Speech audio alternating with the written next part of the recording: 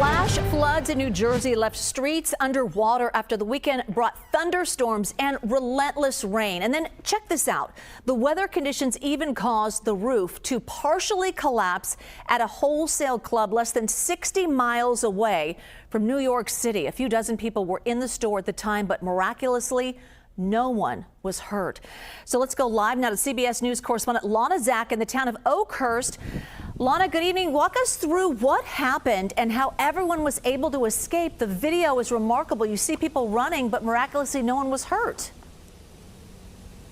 Isn't that incredible, Juliet? Yeah, I spoke with one person who was inside with his wife, Jim. He tells me that they were shopping. It seemed like an ordinary day. His wife actually had been in that bakery section just moments before that roof collapsed. They saw a leak elsewhere in the building, and they heard a loud crack and then the sound of water rushing. Jim said to her, "We got to get out of here." They rushed out.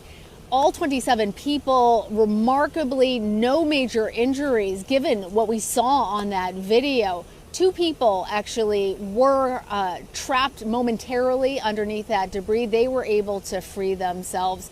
But people around here, whether at the BJ's or throughout this area, as I've spoken with lots of different people who are cleaning up and still preparing for additional rain, as you can see, have just been surprised by how quickly this rain came upon residents of New York and New Jersey, and the number of roads that have been flooded out.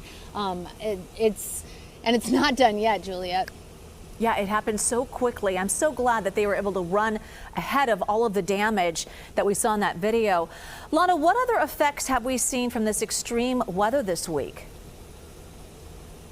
Yeah, it started off so hot, and that heat dome that stood on top of much of the United States, the Midwest, the Pacific, the Mid-Atlantic region, that finally burst, and this is the result of this heavy rain. Meanwhile, out there on the west, in such stark contrast, there continues to be those dry conditions.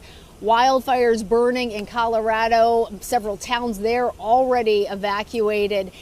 We've seen people who have had injuries from heat. We have seen people who have been hit by lightning, actually, in Florida, down in Fort Myers Beach.